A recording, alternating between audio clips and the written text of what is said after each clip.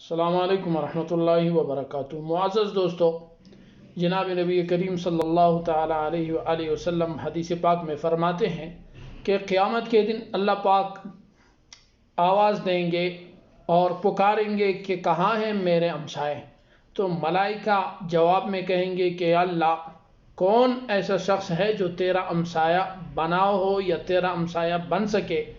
تو اللہ تبارک و تعالی جواب میں فرمائیں گے، کہاں ہے وہ لوگ جنہوں نے مساجد کو آباد کیا تھا اپنی سجدوں سے، اپنی نمازوں سے اور اپنی رکعتوں سے۔ تو اس لیے دوستو، آج موقع ہے، جوانی ہے، صحت ہے، طاقت ہے، اس کو اللہ کے سامنے سجدوں میں گزار دو اور نماز پڑھا کرو باجماعت۔ اور جب آپ مؤذن کی آذان سنو، اور خصوصاً جب صبح راتیں لمبی ہے، صبح جب آنکھ کھل رہی ہے تو اس وقت مؤذن کہہ رہا ہے حی علی الفلاح، حی علی الفلاح۔ پورے دن ہم کوشش کر رہے ہوتے ہیں کہ ہم کامیاب ہو جائے، لیکن مؤذن کہہ رہے ہیں کہ آؤ کامیابی کی طرف۔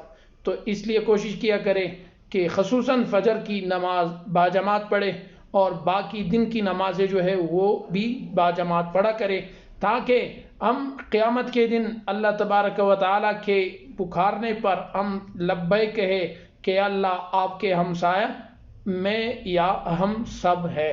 کوشش کرے نماز کا پابند رہے اور قرآن کریم کی تلاوت کیا کرے اور کرتے رہا کرے۔ السلام علیکم ورحمۃ اللہ۔